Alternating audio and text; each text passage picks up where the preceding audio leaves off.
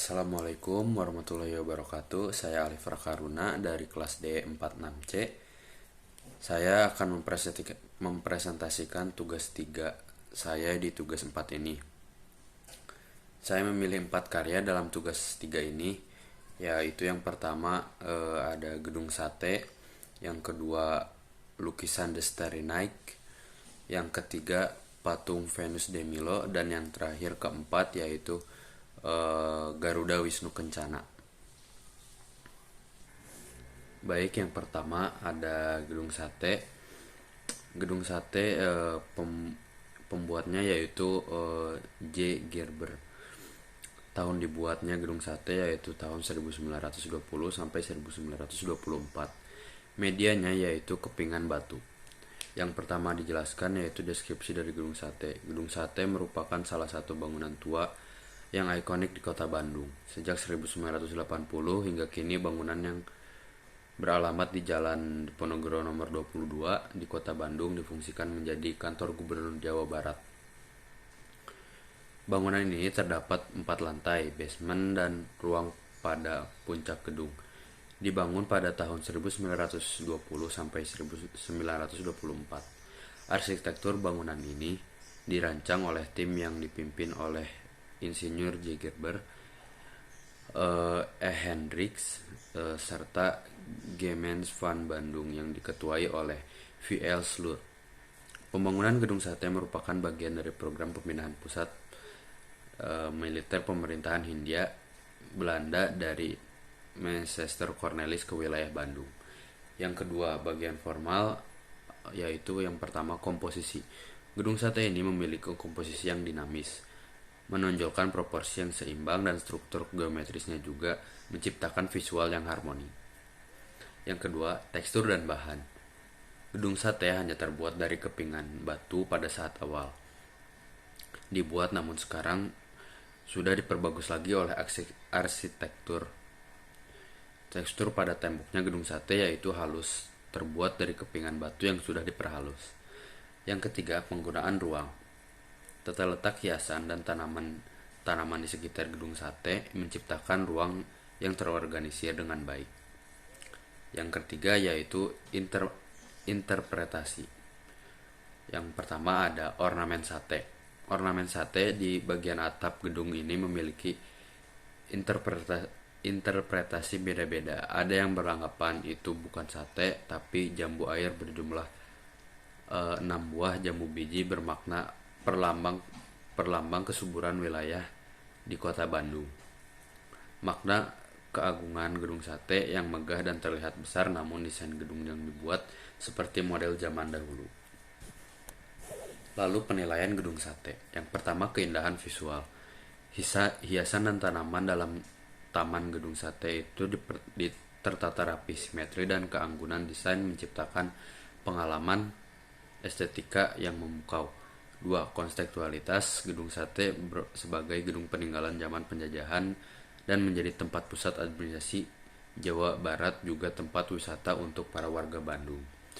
Yang ketiga, pengaruh lingkungan. Gedung Sate sebagai gedung peninggalan zaman penjajahan dan menjadi tempat pusat administrasi Jawa Barat. Masuk ke karya yang kedua, yaitu karya lukisan The Starry Night. Pembuat atau seniman dari lukisan ini yaitu Vincent van Gogh. Tahun dibuat lukisan ini yaitu tahun 1889.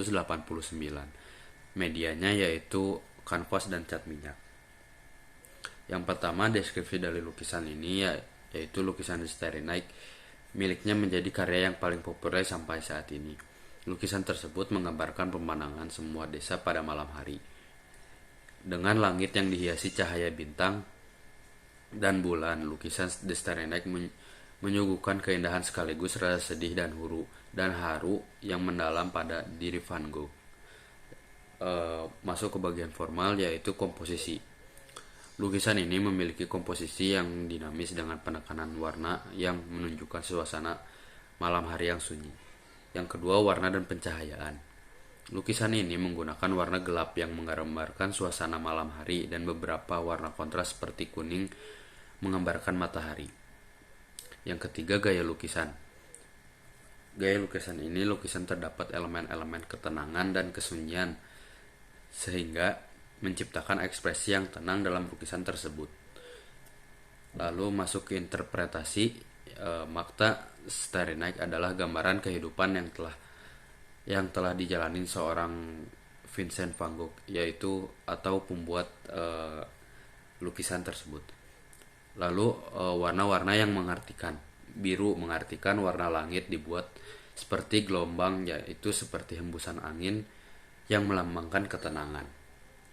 Masuk ke penilaian dari lukisan Vincent van Gogh ini. Yang pertama, ekspresi emosional. Lukisan ini terkenal dengan karena ekspresi emosional yang kuat. Vincent van Gogh menciptakan atmosfer yang sangat intens dan menggambarkan perasaan ketidakstabilan emosinya melalui penggunaan warna dan goresan kuas yang khas. Yang kedua, penggunaan warna. Warna-warna yang kuat dan kontras digunakan dengan penuh semangat, terutama warna biru yang mendominasi langit malam dan penggunaan warna kuning di desa menciptakan kontras yang dramatis dan memukau. Memasuki karya yang ketiga. Karya yang ketiga yaitu patung Venus de Milo. Pembuat atau seniman patung Venus de Milo ini yaitu Alexandros. Tahun pembuatan patung Venus de Milo ini yaitu tahun 130 sebelum Masehi. Media bahan pembuatan patung Venus de Milo ini yaitu bahan marmer. Pertama, deskripsi patung Venus de Milo yaitu sebuah patung Yunani kuno yang terkenal yang mencitrakan dewi dan cinta kecantikan dalam mitologi Yunani, yaitu Aphrodite atau dikenal sebagai Venus dalam mitologi Romawi. Yang kedua, formal. Rasa, yaitu Venus de Milo mengundang rasa yang kuat melalui penggunaan marmer putih yang halus dan pola pahatan yang detail. Sentuhan dan penampilannya menarik perhatian secara visual dan taktil. Yang kedua yaitu imaji atau imagery. Postur tubuh yang elegan dan proporsi yang simetris menciptakan imaji yang keindahan yang menawan. Meskipun kehilangan beberapa bagian tubuh, patung ini mempertahankan daya tarik estetika yang kuat. Yang ketiga dari bagian formal yaitu komposisi. Penggunaan ruang negatif dan positif dengan proporsi tubuh yang tepat memberikan kesan yang harmoni. Patung ini memanfaatkan ruang di sekitarnya dengan efektif menciptakan komposisi yang estetis. Bagian ketiga yaitu interpretasi.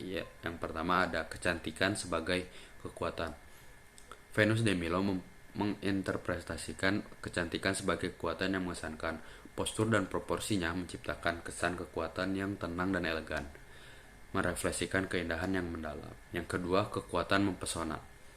Meskipun kehilangan tenaga dan kepala, keindahan patung ini masih mempesona. Interpretasi ini mencerminkan ide keindahan yang tak lekang oleh waktu dan ketidaksempurnaan fisik. Yang terakhir yaitu penilaian dari patung Venus de Milo. Pengaruh sejarah dan mitologi. Penilaian atas Venus de Milo harus mempertimbangkan pengaruh sejarah dan mitologinya sebagai representasi Aphrodite. Patung ini mengangkat nilai-nilai kecantikan dan kekuatan perempuan dalam konteks Yunani. Yang kedua dari penilaian patung Venus de Milo ini yaitu pentingnya keindahan klasik.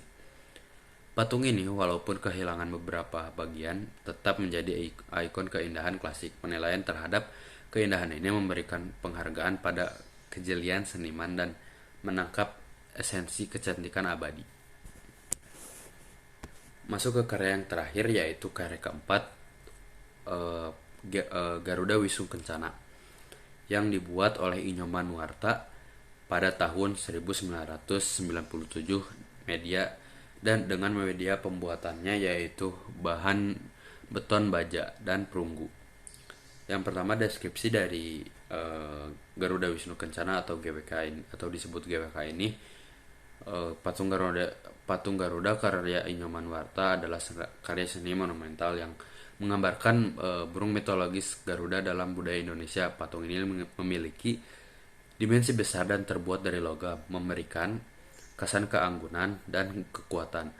Garuda digambarkan sedang terbang dengan sayapnya yang terbuka lebar, menciptakan kesan gerakan dan energi yang dinamis. Detail-detail seperti bulu dan tekstur kulit Garuda ditangkap dengan presisi. Yang kedua, formal dari patung GWK ini.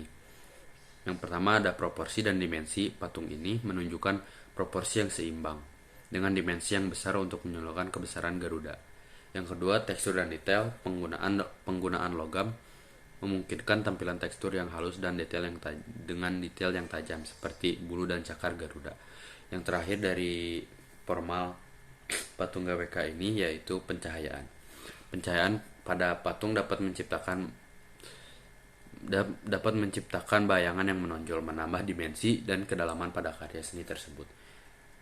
Yang ketiga ada interpretasi dari patung GWK ini yaitu proporsi dan dimensi. Yang pertama, patung ini menunjukkan proporsi yang seimbang dengan dimensi yang besar untuk menonjolkan kebesaran Garuda. Proporsi yang tepat memberikan kesan keindahan dan harmoni visual. Lalu ada tekstur dan detail. Penggunaan logam memungkinkan